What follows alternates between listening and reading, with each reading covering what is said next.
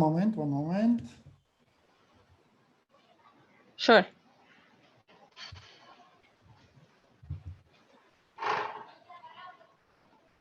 We have 10 people waiting now. So, okay, we are live. Welcome, welcome, welcome, everybody. We have 10 people waiting. Okay, we are live. Okay, welcome one more time, everybody. Today we have two very, very special guests. It's Natalia Venditto and Kirill Cherkashin. And first in line is Natalia. Natalia, the stage is yours. Oh, thank you very much. Good evening, everyone. Thank you very much for the invitation. I'm super excited to be here. I love speaking about this topic. I have presented static site generation for Angular already before, and well, now it's a turn to do it here with the people of NG Poland. I am a principal front-end software engineer at Netcentric. I have the role of front-end architect, and I'm also an Angular and web Google developer expert. I think it's not new to talk about the importance of performance, and I think that by now every Angular developer has probably had struggles before. Well, every JavaScript developer or every web developer at all has had struggles trying to optimize bundle sizes, trying to implement techniques like tree shaking or whatever there was at hand. Of course, there are other optimizations we do in order to have good performance, but when it comes to the like the bundle or the size of the application that is going to be shipped through the web, even when we do all this and we implement lazy loading and we try to have a very good architecture and a very well thought lazy loading strategy, the smallest bundle size for the Angular application may end up being a lot more kilobytes than desired or than our budget allows. So yes, there are simply some common dependencies, some API bits that we cannot leave out, right? So this is one of the problems that were somewhat solved, at least for a fraction or a segment of applications, with the release of Ivy as a compiler. And we can appreciate a great optimization or size reduction in bytes, especially for large or small applications. But there is also a segment there in the middle, like mid-size applications that don't really benefit a lot from it anyways. And of course, the size of the application is not all there is to a great performance. Of course, there are even some optimizations that are not even related to the size of the application, like assets, for example, media compression, or even aggregation mechanisms. The UI rendering strategy, for once, it's extremely important.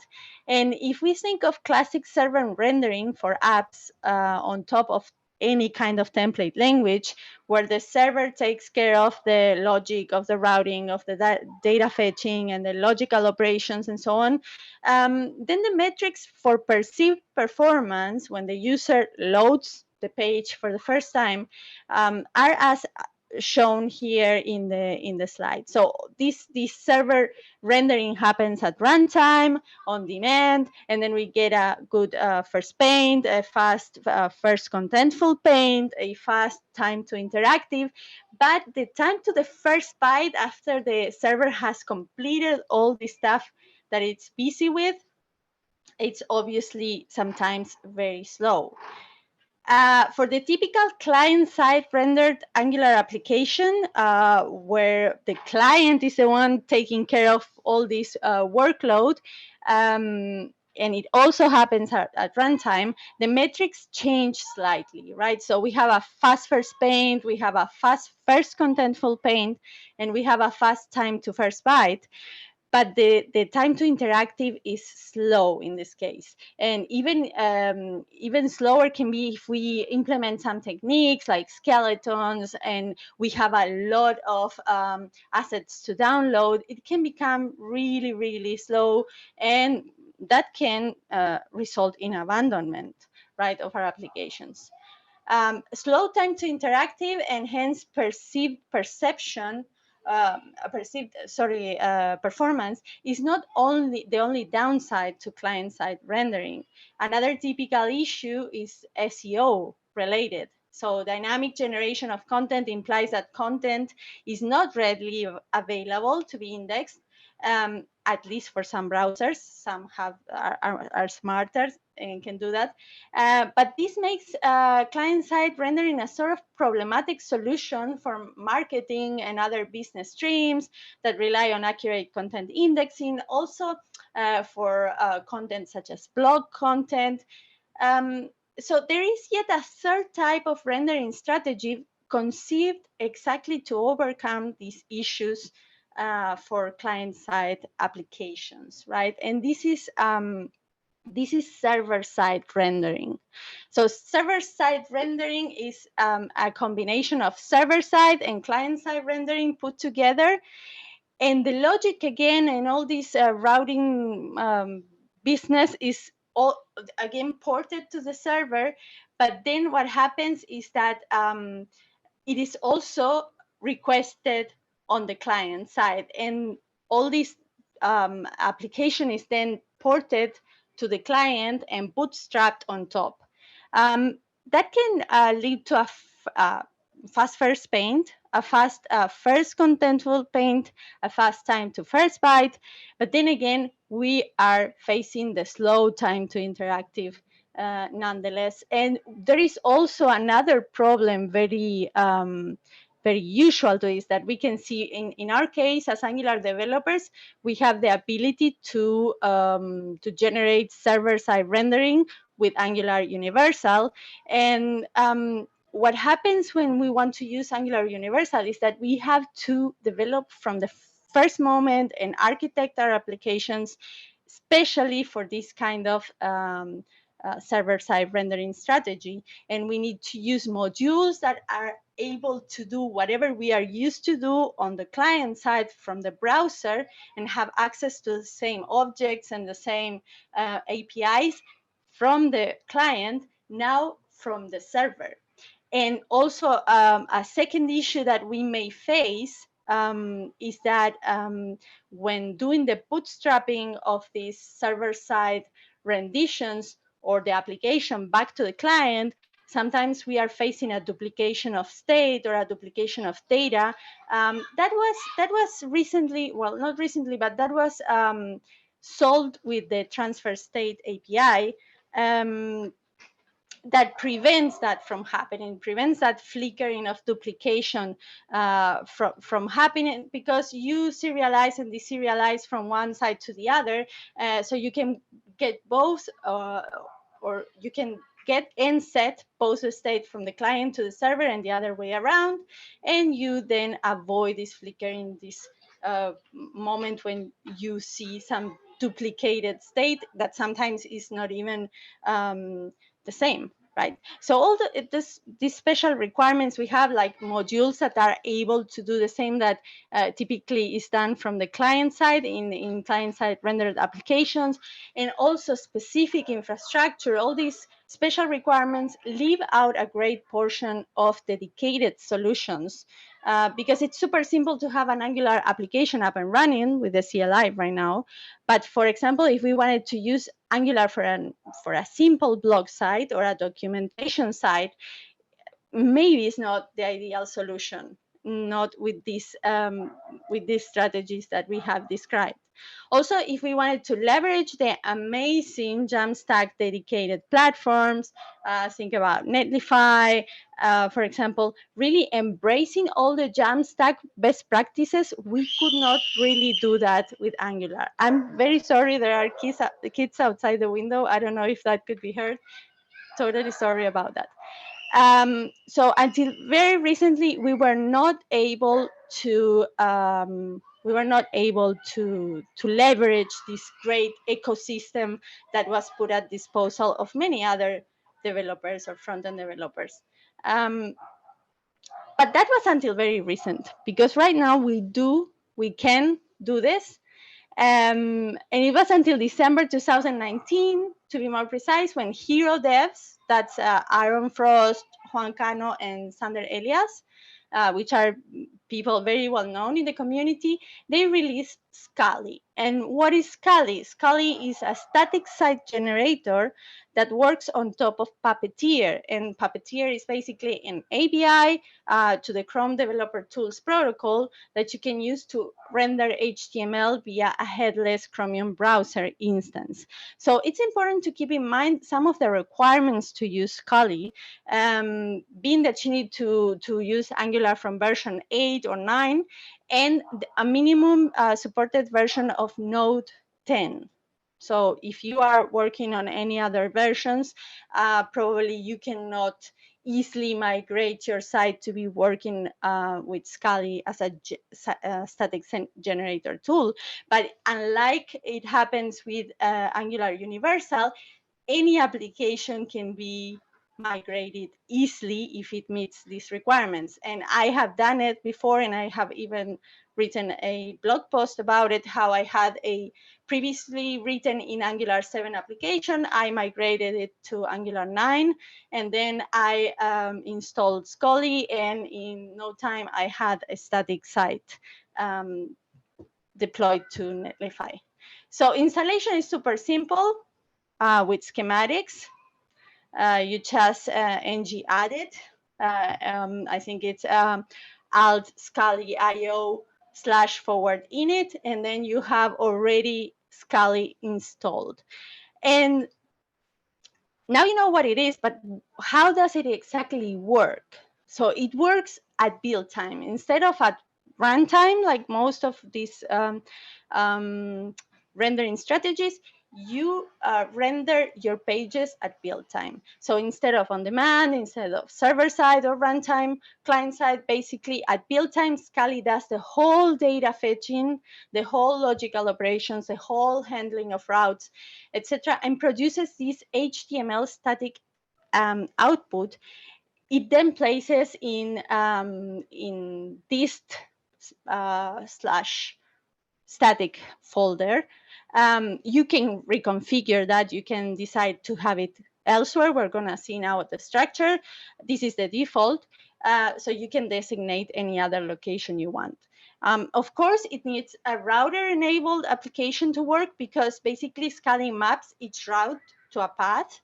So the router links become regular links. And when you install Scully and you build the application, you can then run the static site generation. So by triggering this process, you are basically making use of a bunch of built-in plugins that take care of different concerns through the cycle. And you have the router handling plugins. Then you have basically take care of handling the route discovery. And then the render plugins that take care of transforming the HTML output, the file handler plugins used by the inbuilt content folder. We're going to see that in a moment. They take care of different file document extensions, for example, Markdown. And finally, you have the route discovery, which is, the route discovery done and the all done plugins that can trigger scripts when those processes are completed.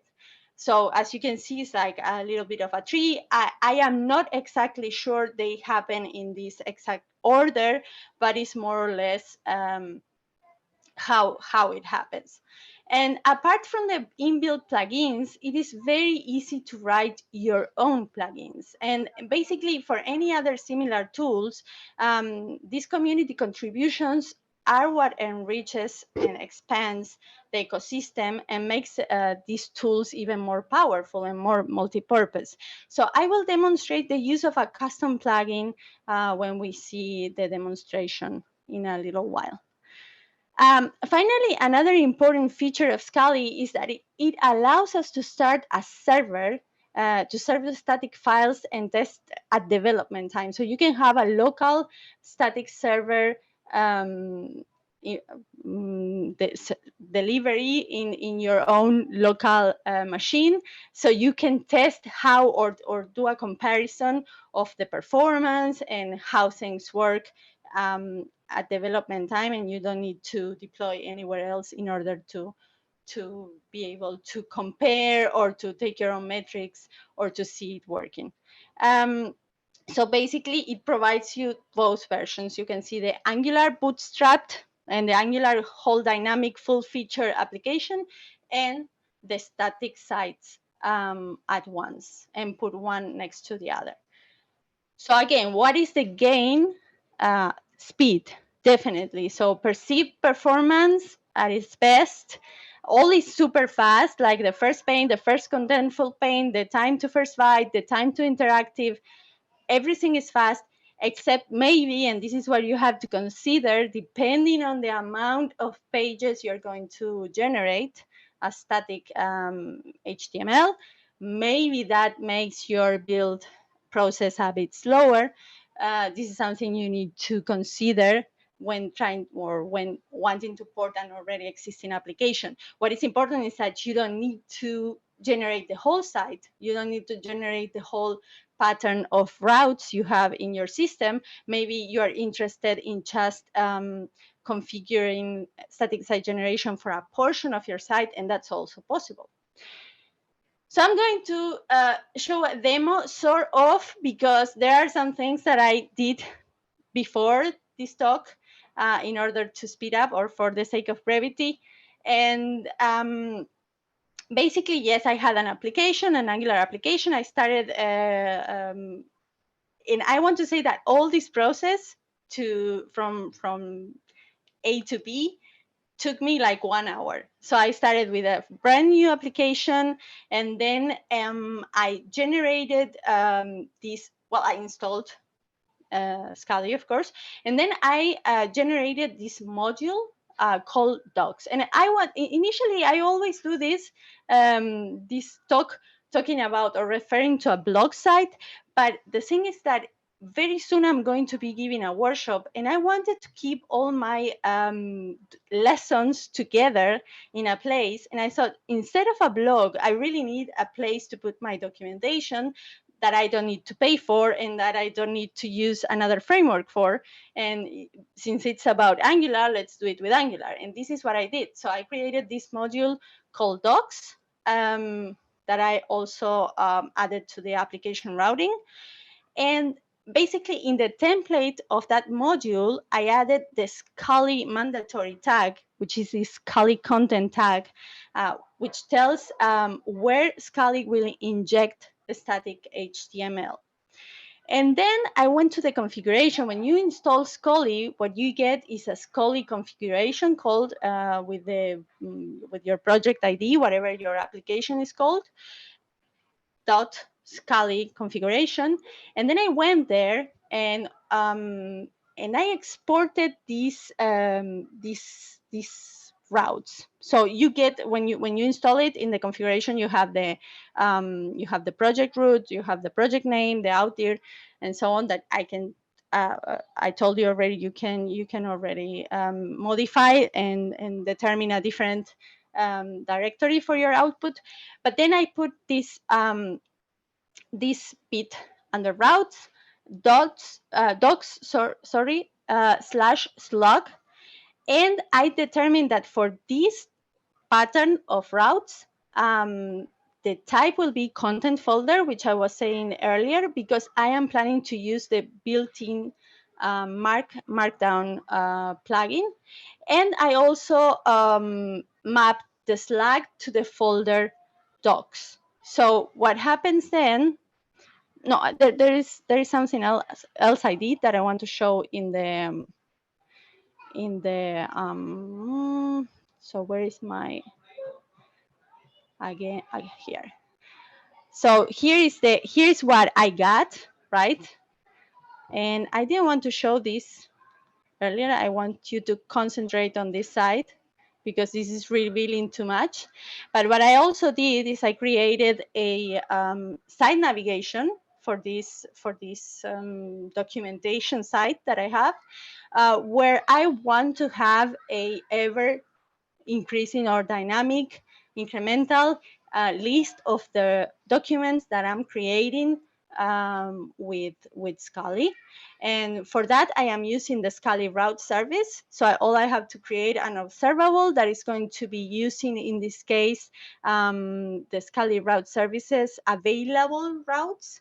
There is another one that is all routes, so you can get every route published or unpublished. This is another thing, that you can have unpublished routes or published, in this case, the published ones. And then in the template, I just created and I can show it here. Sorry, not here. In the source, this is the navigation. I just created a list where I'm going to be displaying the route as link that comes from this object and the title of my documents. And like I said, this is going to be using the Markdown plugin. And what happens next is I'm going to be creating Markdown files over and over, and they are going to be generating HTML. If I want to create a new file, I really don't need to do it manually. I could totally do it manually, but you see, I have 3 lessons here, and I didn't really create them manually. It's as easy as, let's do it here. I'm in the doc site, and you do a ng generate, and then it's Scully IO init post, and then it's going to ask you what title do you want to use for the post. All this is built in. I didn't do anything else but installing Scully, right, and configuring what I showed you. And then I say, okay, I want to call it lesson 4. And then it's going to ask me, do you want the target folder for this post to be blog? Because this plugin is mostly supposed to be using in combination with the blog functionality, but I decided to use it for my docs module, right? So I say, no, I want to use docs, and boom, schematics will create the docs lesson number 4 AMD here. And this is where I have it. Well, I call it a bit different. I call it, oh no, I didn't call it. This is schematics that adds a dash here. But this is something that you can change. And as you can see, I was mentioning that you have a list of published and unpublished. In this case, this is unpublished by default. So if I run now the generation of HTML, it's not going to be considered because it's in a false state for published. If we go to lesson 1, for example, it is effectively published, so we can already access in this folder under doc site. We have, sorry, under static docs, we have over here the lesson 1. And if you see here, I changed the Slack. This is the path. This is like the link to this lesson in the HTML. And if you get something that you don't really like, because obviously that needs to be manipulated with the strings helpers that schematics has, and you don't like what the outcome is, you can totally go here and you can, let's do this so we get also this. You can add the Slack, because this is what our path was mapping to, and say, I want this to be, let me see, for the sake of consistency, calling it lesson 4. And this is what the path is going to look like. And then basically, you just need to build the application, and you need to run Scully to serve the routes, and that's, here I had already the server up, but let's repeat that. So I am going to do an ng build and prod, and later I'm going to explain you why I am requesting the stats the stats JSON. But for now, let's just build the application. Hopefully it won't take so long. Anyway, if it does, I have it already built. I just want you to see that it doesn't take so long. Obviously, we don't have a lot of content there. But during this process, you just build the application, and the next thing you need to do is run Scully with the scan routes flag. So it makes sure that it collects any new routes that were not in your JSON. And when I say that were not in your JSON, is because what happens, and where this service is also reading the routes from, is basically in your assets folder, in your public assets folder, you get this Scully routes JSON where all the routes are collected, and all the information, like I mentioned, the title, the route, the description, the slug, all that is printed. And I think it's done. So it tells you, it prints also the information of what it's doing, and then we will serve it. So npm run Scully serve. And like I mentioned, you have the Angular distribution in this port, and you have also the static one. Let's print it here. And basically you have, okay, I didn't put a number. This is an order list. So you have the new lesson that I just created with the CLI, and you have the, we can't see your screen now. We see only the... yes, okay. Yes, I forgot about that. Okay. No Sorry problem. About it. Let me change then the, let me start sharing my entire screen. Oh, so there is a lot you missed. But okay, this is the generation.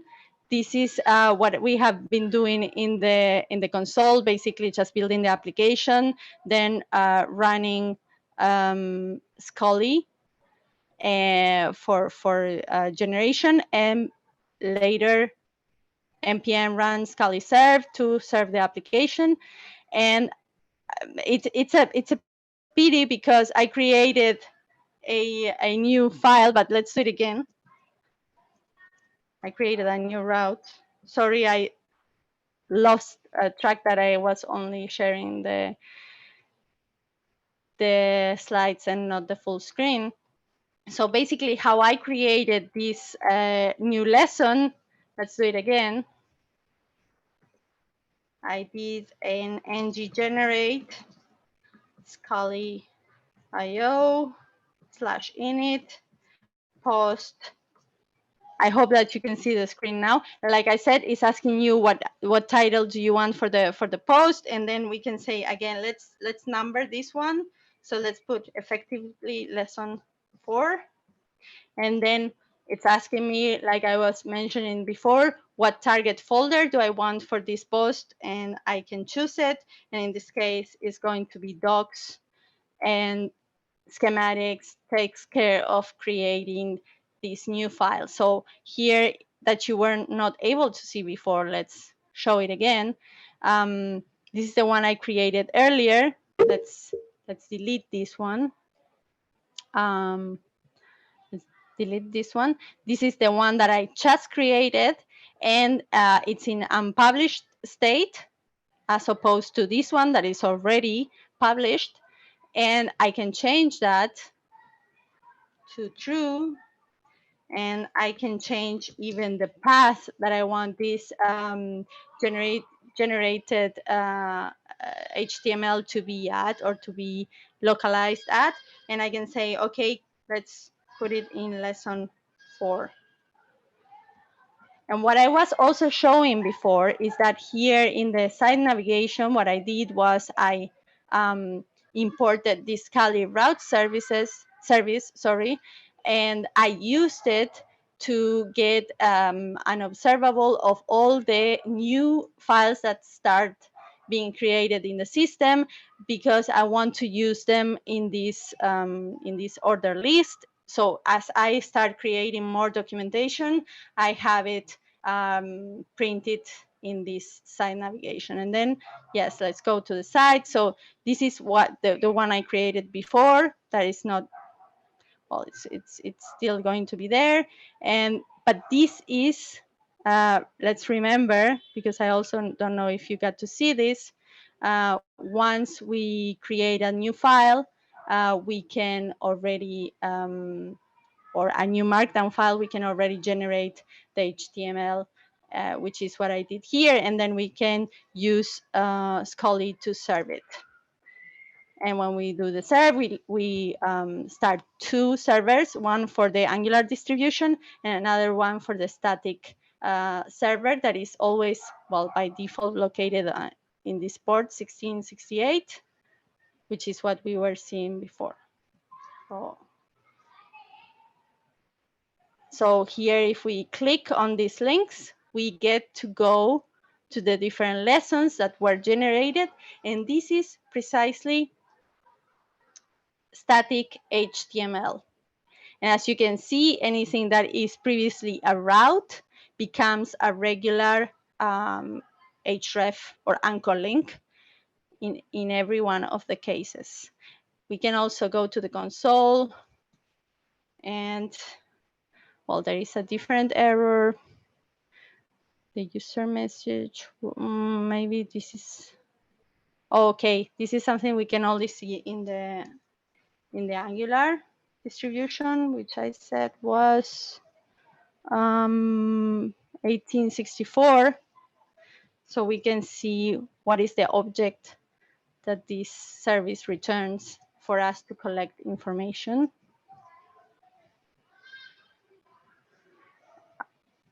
Is this array of routes where you have the route information and also the title and the description and whatever other default properties it has, like the slug and the source file, and again, the title and the state, published true in this case.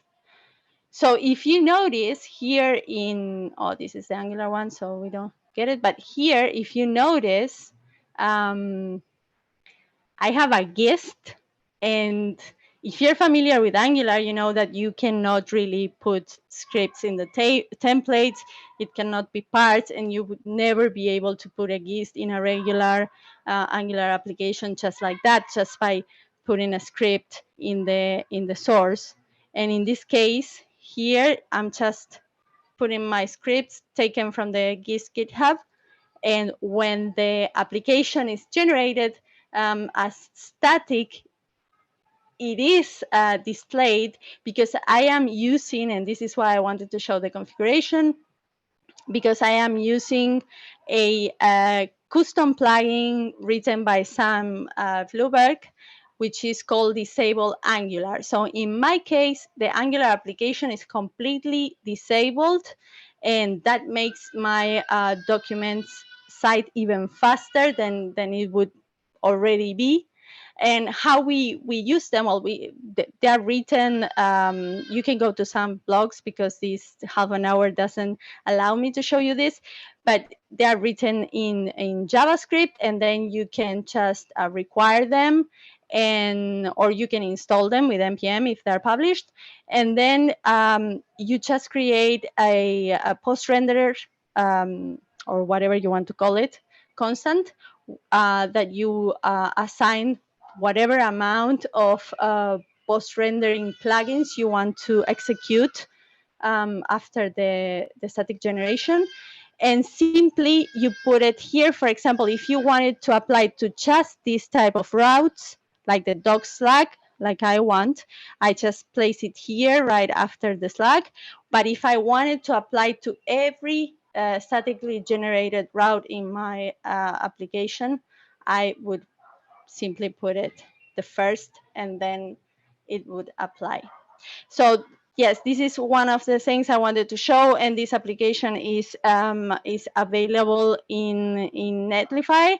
I am going, my next let's say objective is to write a proper plugin to be able to pass GIST without the whole script tag, but in a more friendly way when you are writing Markdown. And this is it. I think it's super simple. I think it's super effective. I think you would really benefit from the performance. If we go to Lighthouse and we just test for performance, you can see that you get usually scores very high just by disabling Angular or by generating all this HTML in a static way where everything is aggregated and you don't have to be requesting JavaScript and executing JavaScript. No more rendering or blocking issues for these small sites that are really not or don't really need to have these kind of problems in the end. So thank you very much. This was it. I hope you go and play with Scully and create your blogs and create your documentation sites and deploy them to Netlify or any other platform. It's super simple. Also, with continuous integration, you can really have a very good pipeline to publish content very quickly. Okay, thank you very much, Natalia. It was very, very Yes. valuable presentation. Sorry about the mishap with the view, with the view of content. No problem, no problem. Thank you so much. Okay, next in line. If by the way, if anyone have any question, you can ask the question using our YouTube chat. And the next in line is Kirill JS. So Kirill, can you start your screen? Yes. Hello, everyone. Okay, perfect. You can see I'm also on a beautiful Polish beach with Dari sitting right next to him, except I'm using an old version. Can everybody see my screen? Yes. Yes? No? Cool. All right. So today I'm going to talk about Firebase, and we'll have a live coding session where I'll build a simple multiplayer game with Firebase. So Firebase is Google's app development platform, and the mission of Firebase is to help app developers succeed. I work on Firebase console, so some of the buttons I will click today, I worked on them. But today I'll be speaking not as a Firebase representative, but as a user of Firebase, because I also use it and I really enjoy doing that. We will start with creating a Firebase project. Call it just Poland. Let's see if one exists already. Cool. So this project doesn't exist, so hit continue. We will not need Google Analytics. And the game today would be about social distancing. And we will use a map of Poland for that, which you'll see later. And we'll also use a library called lit.html.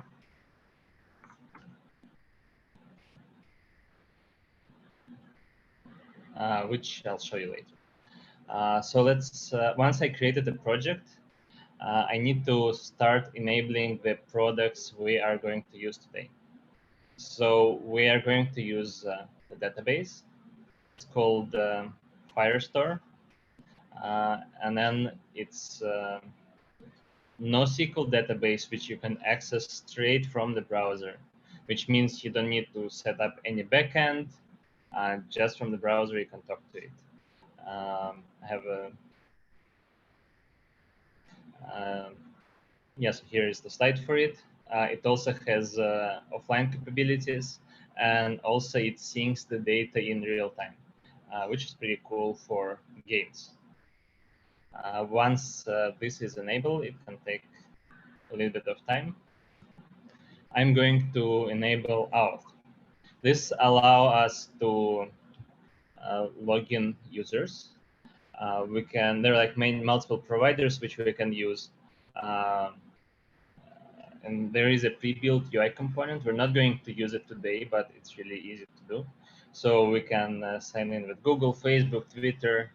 You can sign in anonymously, which is something we're going to use. Also, you can, of course, do custom auth, and also you can use mobile phone number. So the database is ready. We can see it's empty now, and later we'll come back to this UI and we will see how things will get added here. Now to turn on the auth, I'm going to add an anonymous sign-in method. So I'll enable it, and that should be pretty quick. The next product we will look into is storage. Storage allows us to let the users upload files, and then let me get a slide for it. We'll store this content for you, and then it automatically scales, and then it also, you can configure the way it distributes this content. So you can allow some people to see those files, and then some people will not see it. So I'll start storage. I'll allow all users to read and write files at this point. And then next thing I'm going to do is I'm going to take this picture which I have, and I'm going to upload it here. Generally, this is great for handling user uploads, but I'll just use drag and drop functionality just to show you how it works. So now we have this file. And then the last thing I'm going to do is, once we have our app, which we write in the browser, which talks to Firebase services, we'll need to upload it somewhere so people can use it. So I'll upload it to Firebase hosting.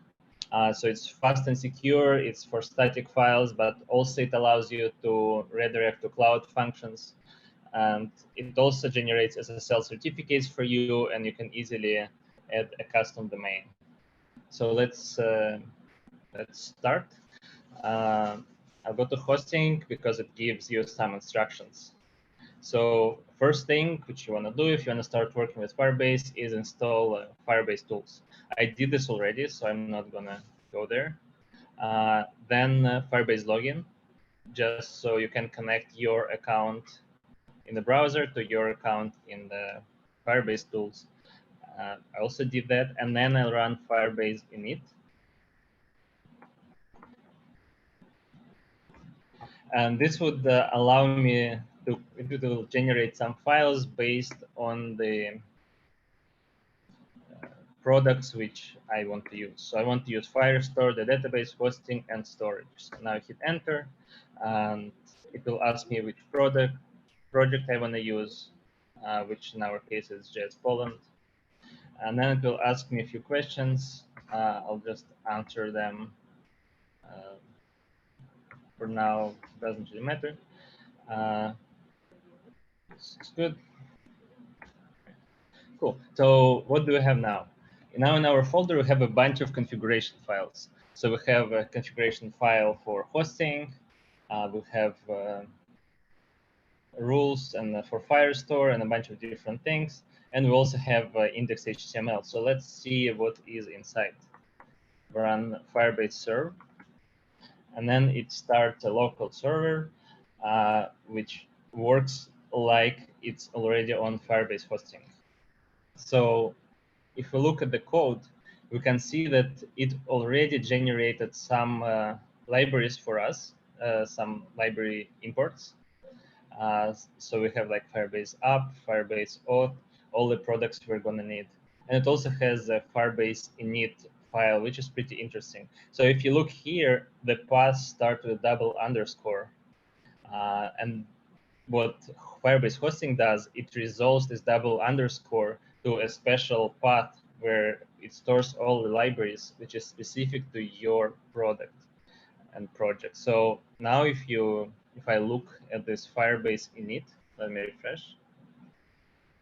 You can see that there are like a bunch of keys and all my Firebase configuration is here. So at no point I had to go and copy paste any secret keys or anything. So now I'm gonna write the code. I'll drop some style and other stuff which I don't care about. And then I'll start with a script. And I'm gonna use, as I mentioned before, lit HTML. Let me make things bigger. And let me remove this. So what is lit HTML? Many people are familiar with UI frameworks such as like React or Angular. So lit HTML is like very, very light view rendering engine. I'll show you how it works. So we render, we import two things, render and HTML, and then we use the power of template literals to render stuff. So let's make it an H1. And the second argument to the render is, let's say, document body, the element where we want to render things. So now when I refresh, I can see this thing rendered perfectly. So since we're using template literals, we can use variables and properties which are available in the scope. So I'll create a constant state, say title hi, and then just do this, and I say state.title. So now I can display the title, so it will say hello, hi. Next thing I'm going to do is I'm going to take this render and I take it out to a separate function, which I call re-render. And then I'm going to change the title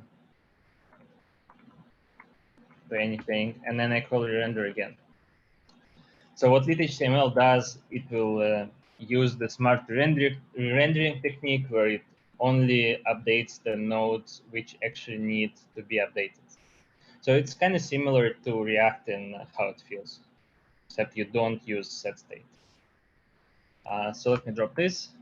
And then the first thing we're going to do is we're going to get a unique identifier. Since it's a game, people will be playing it. We need to identify people. So we are going to use Firebase auth.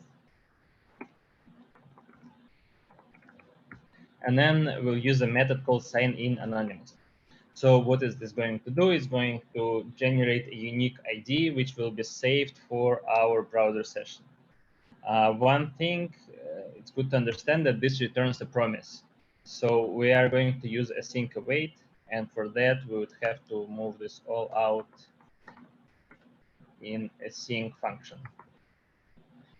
Cool. So now we can await on this call, and then it returns an object which has a property user, which has a property UID.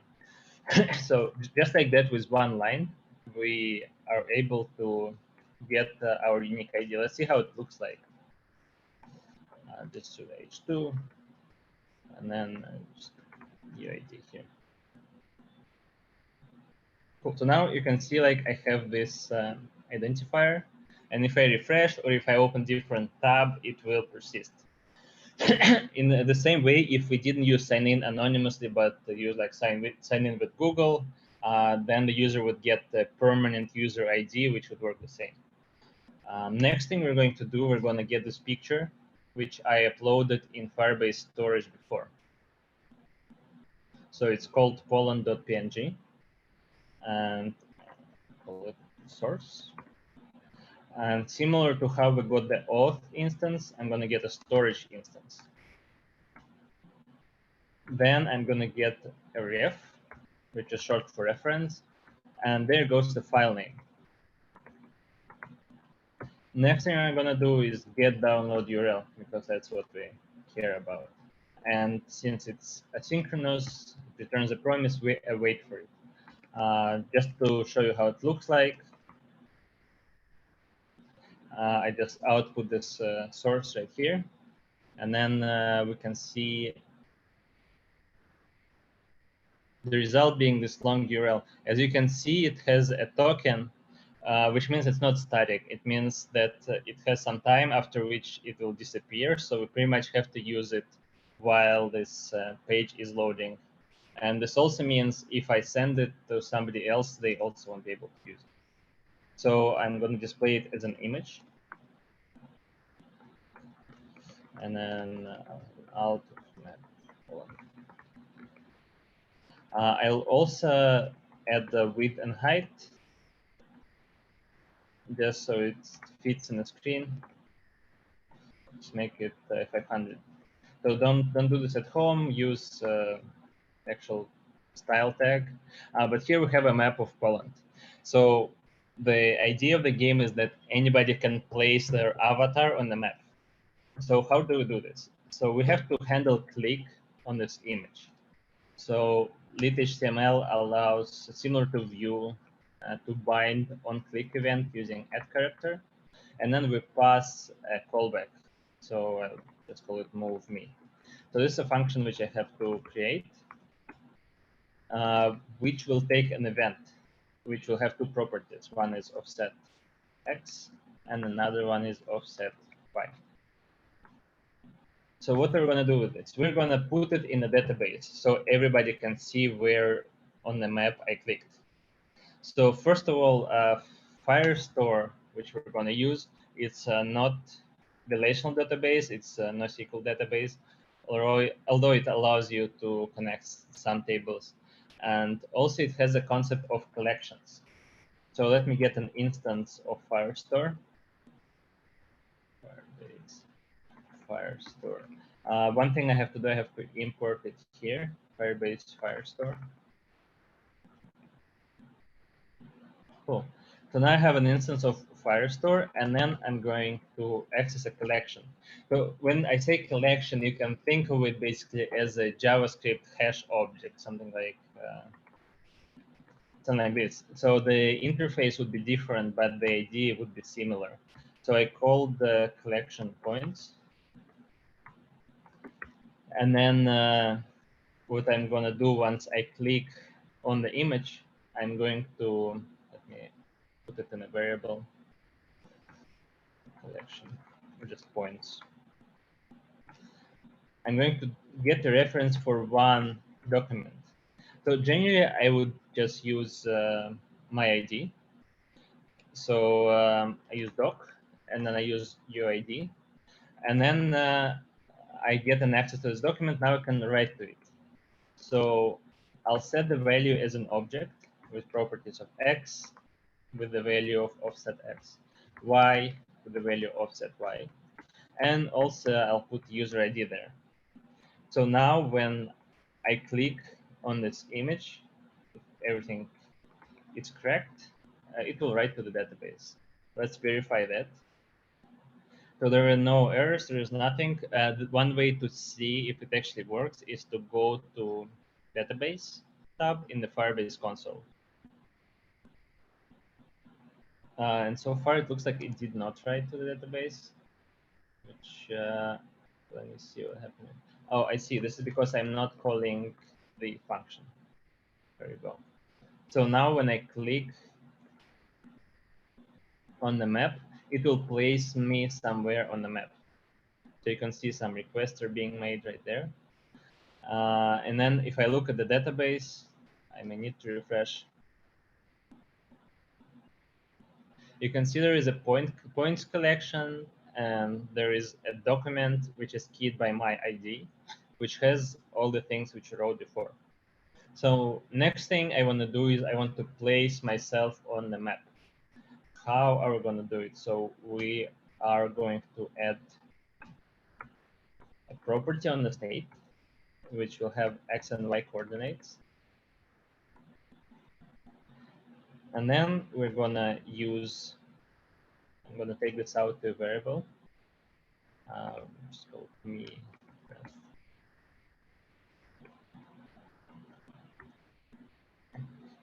So now this reference to the document, it has a method called onSnapshot.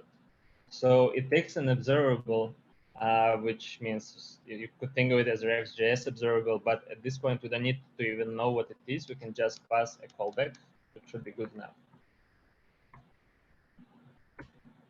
So it takes a snapshot, and then I'm going to set state.me equals s.data. However, for the case where I have not written to the database yet, I'm going to say, or just keep, if it's undefined, just keep whatever I had there. Next thing, I have to re-render the whole thing because this is how HTML works.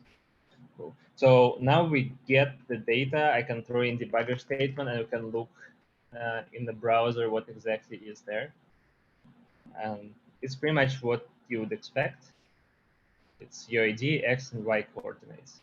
I don't know if I can make it bigger. So now when we have this information, we can render it here. So what I'm going to do is I'll have a div, which would wrap this image. It have a position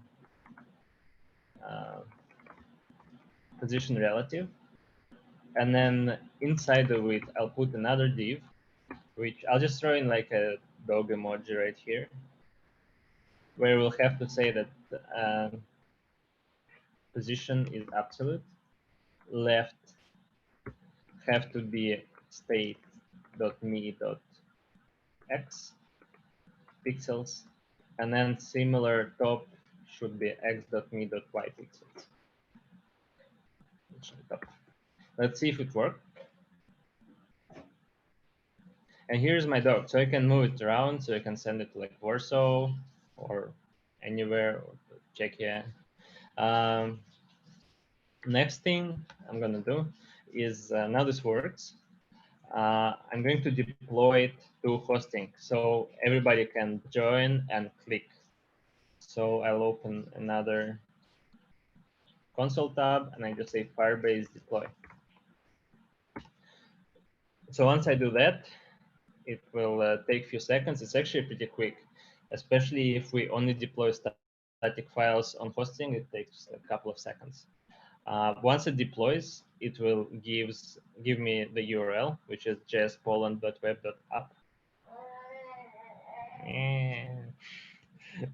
Right. So now anybody can go. I'm going to go to YouTube and I'm going to paste this URL right there. So now anybody can jump in and place their dog on the map. But right now, not that many people actually see. Like you cannot see where other people placed the dog. You can also see that my ID is different because it starts with S here and it used to start at T0 because it's attached to the domain. So now I move this dog around in some other place. Next thing I'm going to do, I'm going to display everybody's points. And it will be very similar. So here we're listening to a snapshot on reference to me, but we can also listen to the snapshot on the whole collection. So we can do points on snapshot.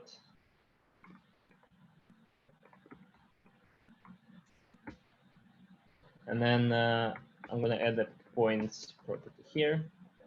It will be an empty array. So the snapshot of collections has a docs property, which we can map over, and then we can get data for every doc. And then we set the resulting value to state.points. Cool. So this should work.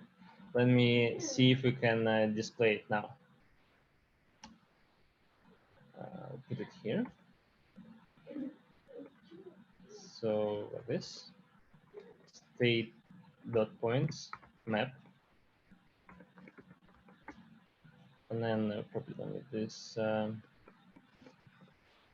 Like everywhere in the HTML, we have to use HTML template literalist, this function basically. And then similarly, we put a div, but instead of using state.me.x, we're going to use p.x and p.y. And instead of displaying a dog, let me display like a circle. Okay. So this should work. Let's see if it does.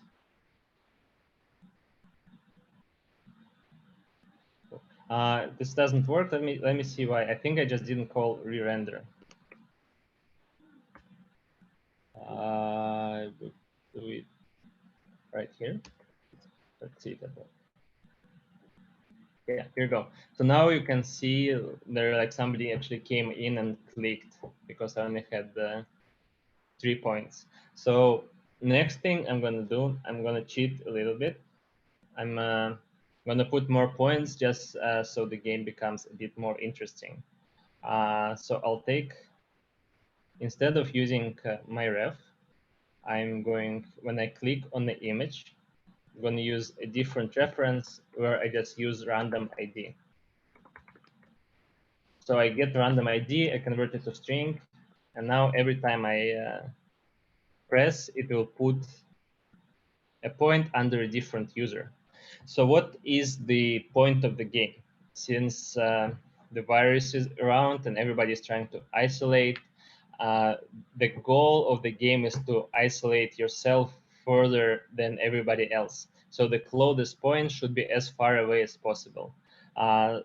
So if I go and put my dog here, then you can see that the closest point to this point is either this or this, which are pretty far away. And if you look at this point, for example, you can see like it's not, definitely not the winning one because the other ones are really close. So if you think of it like one of the strategies would be to try putting yourself in the corner, which kind of makes sense. But on the other hand, some other people might also want to do that. And then once there are 2 people in the corner, that basically means that you are not winning. So now probably this dog point is the furthest away from everybody else. So now when we have a bunch of points, I'm going to return to my ref right here. And then next thing we're going to do, we're going to calculate this distance. So how we're going to do this? We are not going to use the optimal algorithm. Instead, I'm just going to use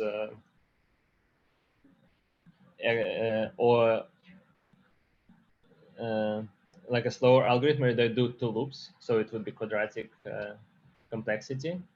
And the way we'll do that is, so once we have the documents, so I iterate over them again. I get this stop. And then I return the same thing, except now each point is going to have a mean property, where mean would be the distance to the closest point available. How am I going to calculate it? So first of all, I put points in a separate variable, and then state points. I'm gonna iterate over it.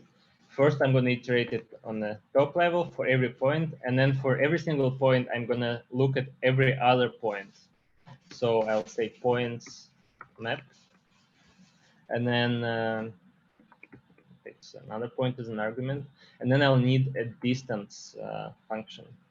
Just to save time, I should have it already.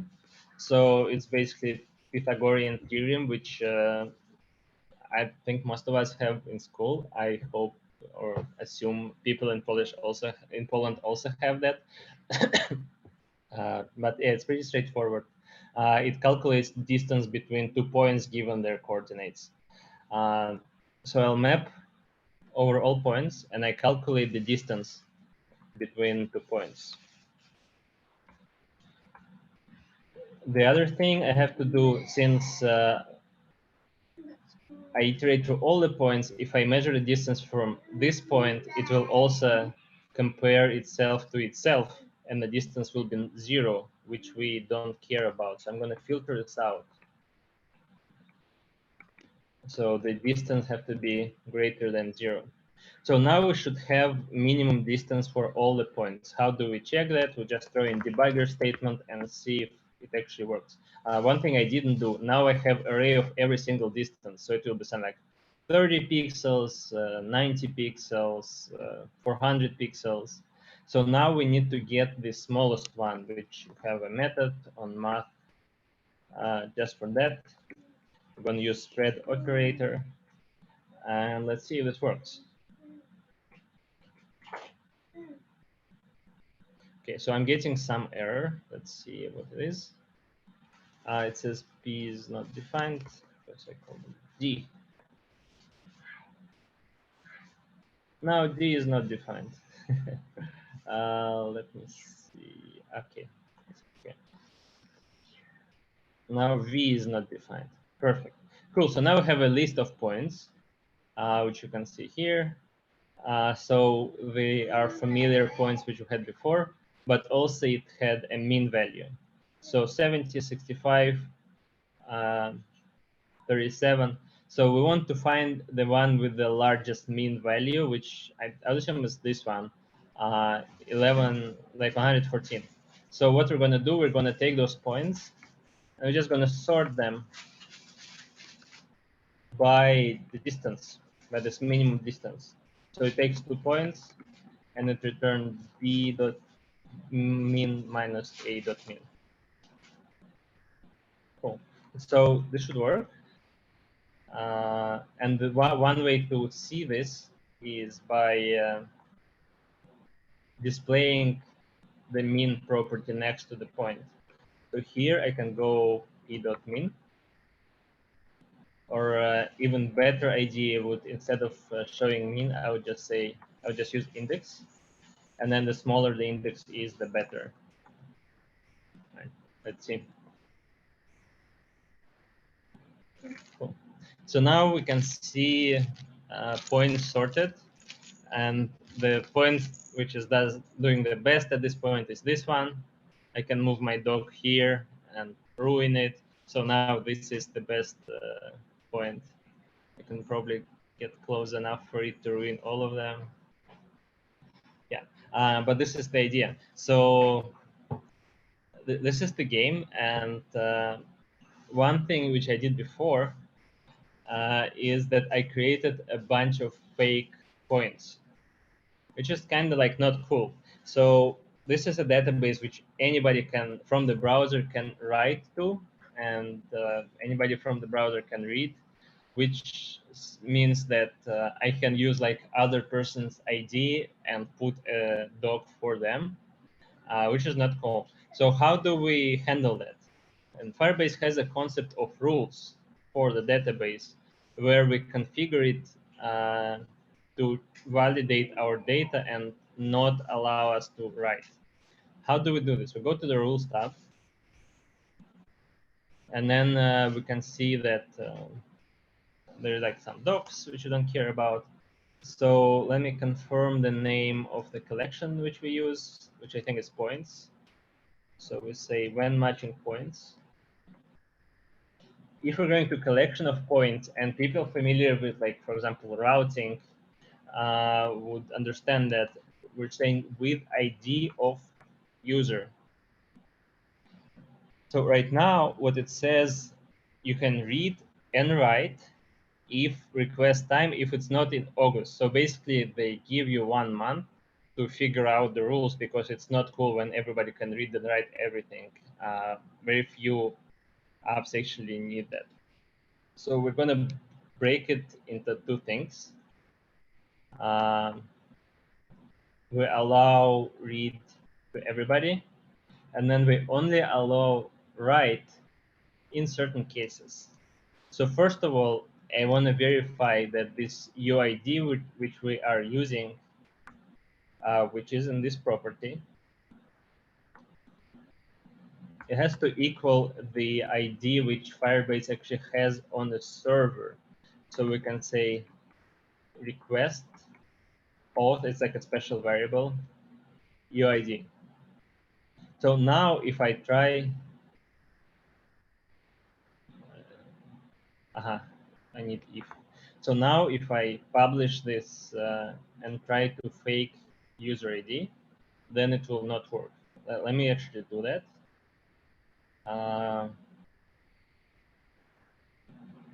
Here. So instead of UID, I just say LOL.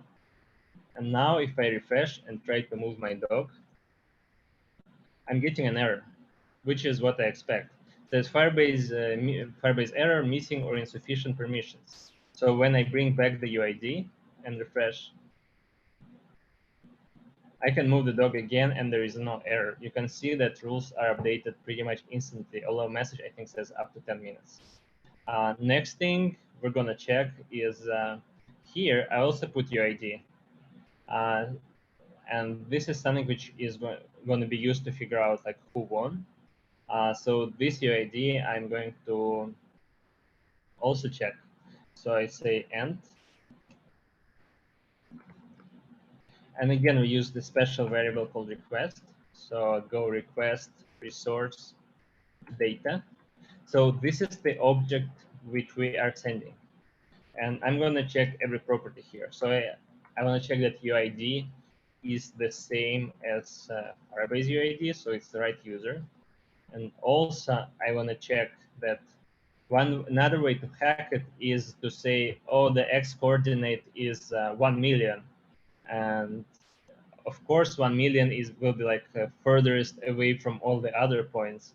So we are going to disallow that. So we say X must be less than 500. And also it has to be greater than 0. Similar thing with Y. Right. So this should be it. Now I'll publish. And just to verify that it works, I'll disallow any X greater than 100. Let me publish and let's see if it works. So now if I try to put a point here, I'm getting insufficient permissions error. But if I move my dog here, no problem.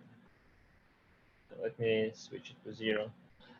So one question you may have is, yeah, it's cool, those rules work, but it's really weird to go and to console every time I need to change a rule for the database. And that's a valid point because all your code is in GitHub. And you actually can also have this in GitHub. So the way it works is there is a file called firestore.rules where I can paste this. Oh. Let's see if it works. Here you go. So now I can paste this, and then next time I say Firebase deploy, those rules will go in. And this is how we could use the power of GitHub and version or whatever version control system you're using to track the changes in rules. Although those rules, they also have a version history. This is pretty much it.